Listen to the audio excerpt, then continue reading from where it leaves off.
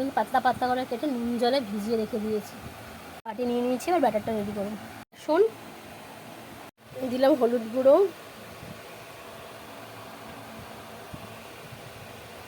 লঙ্কা গুঁড়ো,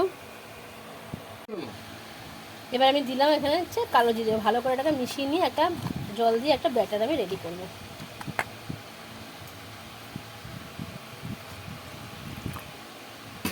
আমি যদি এই একটা ব্যাটার আমি রেডি করবো,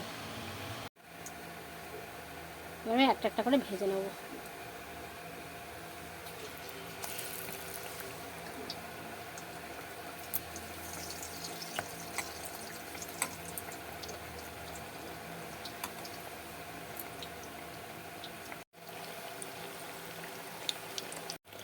আমার বেগুনিগুলো হচ্ছে,